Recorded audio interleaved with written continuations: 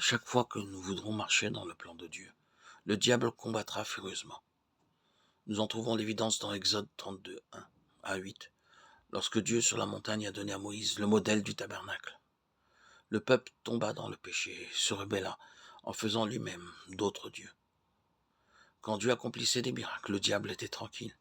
Mais lorsque Dieu montrait son plan céleste, le diable était furieux. Le diable cherche toujours à nous entraver et nous attaque lorsque nous entrons dans le plan céleste. Il ne s'inquiétera pas si nous faisons ce que nous pensons être le mieux. Ce n'est que lorsque nous voulons faire le travail de Dieu dans l'ordre parfait que le diable crée des difficultés qui sont dures à surmonter. Combien il y a de nouveaux convertis égarés parce qu'ils ne sont jamais entrés dans la vie de l'Église, des réunions, des assemblées de prière.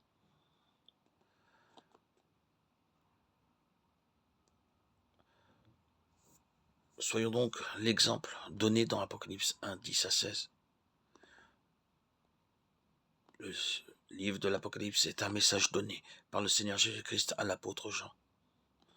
En l'an 95, Jean, un homme de Dieu alors âgé, était emprisonné dans l'île de Patmos à cause de la parole de Dieu et du témoignage de Jésus-Christ. En tant qu'apôtre, il était découragé de voir le peuple de Dieu persécuté et dispersé, et se rappelait qu'un grand nombre avait été tué. Il était perplexe et demandait « Seigneur, que va-t-il advenir ? Si tant de tes apôtres élus sont en prison, que va devenir ton Église ?»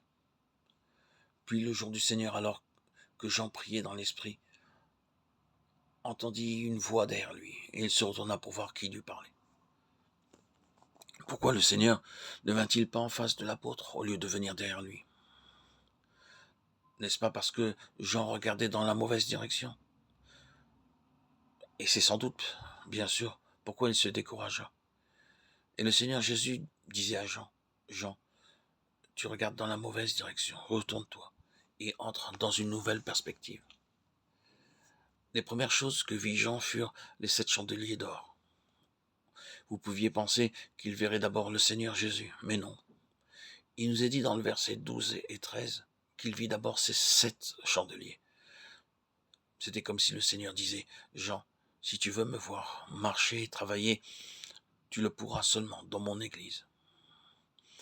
Tu ne me verras pas par des signes ou des miracles, mais tu me verras dans mon Église. » Le Seigneur ne bâtit pas des dénominations, il ne bâtit pas des sociétés, il ne bâtit pas un groupe ou une communauté, il bâtit son Église. Les croyants doivent être avertis encore et encore des pratiques, des rites, des coutumes et des traditions dénominationnelles. Ils amènent la cécité, ils ne nous disent pas que le plan de Dieu est de nous sauver et de faire de nous une famille et une église. Le Seigneur veut que nous soyons une église et non pas quelques croyants dispersés. Le jour du Seigneur, nous nous assemblons autour de la table du Seigneur et notre attention est fixée sur le Seigneur. Nous l'adorons, nous l'exaltons. Et cependant, parmi les dénominations, cette même table est la cause de contestations, de querelles et de luttes. Avant de pouvoir être sur le terrain de l'Église, nous devons savoir nous-mêmes ce qu'est l'Église. Il y a très peu de chrétiens dans certains pays.